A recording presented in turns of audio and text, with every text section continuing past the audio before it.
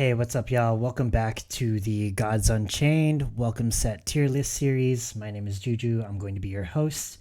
So in this video, we're going to go over the deception cards from Welcome Set.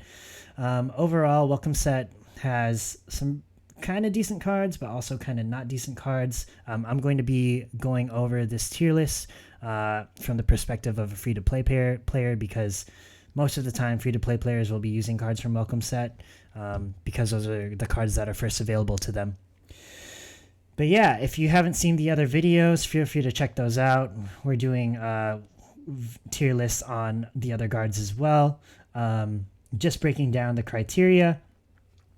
S tier is going to be very powerful. A tier is consistently good, but not game-breaking.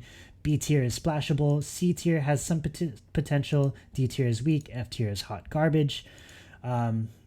Yeah, let's go ahead. Without further ado, deception. Overall, the welcome cards for deception are generally weak. There are some like gems, but for the most part, at best, these cards are kind of conditional.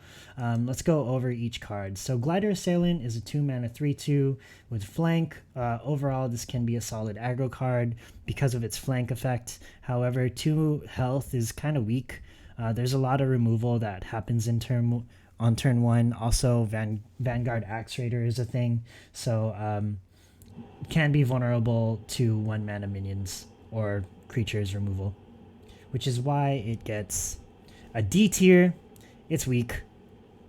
Next up, we have Bedeviled Shadow. 3-mana 3/3, decent stats. Also has hidden, also has another tag, so there's some synergy there with nether cards. I have nothing more to say to this other than like hidden is a pretty powerful effect, especially if you want minions to like stick. So if you're running like an aggro deck, I could totally see you playing this card. However, there are better options in the class at the 3-mana slot. Ideally like Fickled Cambion or even the Jinxblade Duelist. But overall, pretty solid card. That's why I give it a B. Next up, we have Ransom, also B tier. It's a 4-mana spell. Pull an enemy creature from the board onto its owner's hand, increases cost by 2. It could be pretty good targeted removal in my opinion. But in order to really get the benefits, you'd want to play it on at least a 3-mana or a 4 cost. And that way you can kind of like get a tempo advantage. If you play this on a 2-mana minion or a 1-mana minion, especially on turn 4, you're essentially wasting 4 mana to like put another minion back into your opponent's hand and they can just put it back down next turn. So very, very like conditional removal at best, which is why I gave it, you know what? I don't know why I put it B. We're gonna give that a D. It's weak, but it has no. It's a C. It's weak, but it also has some potential, especially like from a free-to-play player's perspective. Like if you don't have any options for removal and you're running a removal or a deception deck, you can probably run Ransom. Next up is Spike T. Deal damage to target creature equal to its strength. All other enemy creatures become confused. 4-mana spell, pretty decent as well. Dealing damage to a target creature is good. You can negate an opponent's threat, and if they have a board, if they still have remaining board, you can also have your creatures become confused, which can be annoying, especially if they don't attack their intended targets. I would rate this over Ransom if I needed to make a deception deck and I needed some removal in it. This is why I'd give it a B. Cool, Poison Dagger. All right, Poison Dagger is a 4-mana relic. Blitz, deadly, 3 strength, 1 durability. It's a shame that this isn't switched because this would be a broken card if it was. But Blitz is good. In general, having Blitz on a relic is a very good thing because you can act right away. Deadly is also good because if you deal damage to that target, like you can trade some health for removal, which is nice. However, you only get 1 charge, which kind of feels bad, right? Essentially, it's a 1-for-1 for 4 mana. It also kind of, the fact that it has deadly and it kind of mitigates the fact that it has 3 strength because honestly, you're gonna kill the minion anyways, and if you're gonna trade into a minion, like there's no point in having additional strength, which is kind of weird. That's why I'm giving it a B because it has its uses. At best, it's a 1-for-1, but honestly, like if you don't have any options for removal in the Deception deck, this is also pretty viable, in my opinion. Stack the Deck is a 5 mana spell. Both players draw 3 cards, increase by 1 the cost of the cards your opponent drew.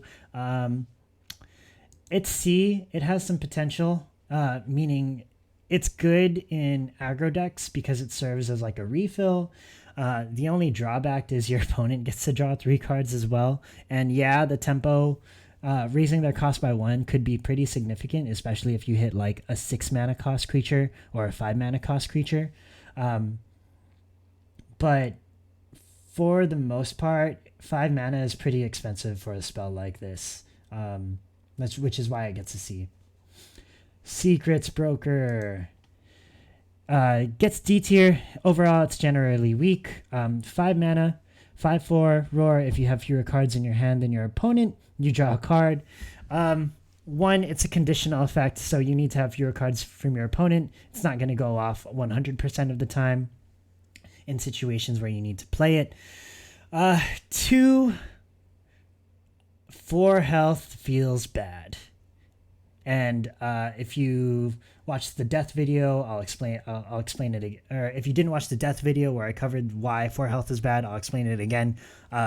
4 health is a pretty pivotal breakpoint in Gods Unchained, because for 2 mana, there are a lot of 2 mana removal spells that can do 4 damage, right?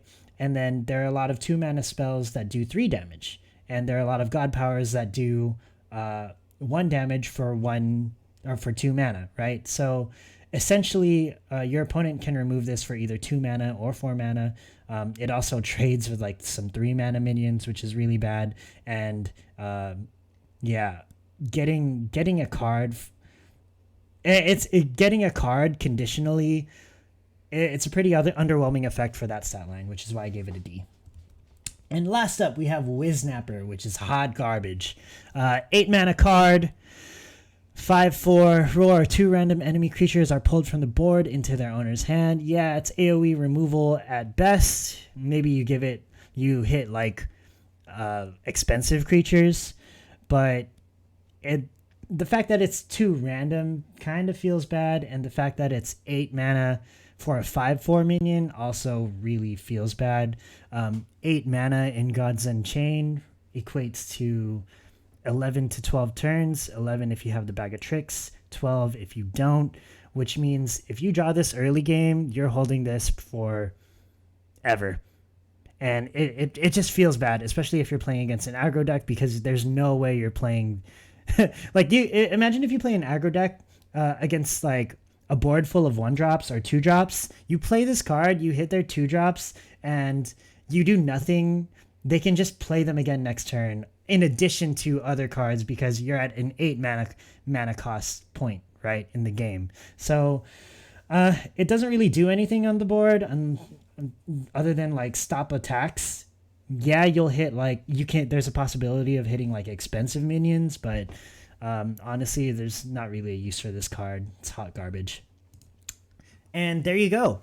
Those are your Deception card tier lists. I'll probably put this list in the description. Also check out the other gods. We have tier lists for light, magic, nature, neutral cards, and war and death as well. If you like the content, feel free to subscribe, like the video, share the channel, do whatever you need to do. But yeah, overall, I hope this helps. Yeah, that's pretty much it. Have a great day, y'all.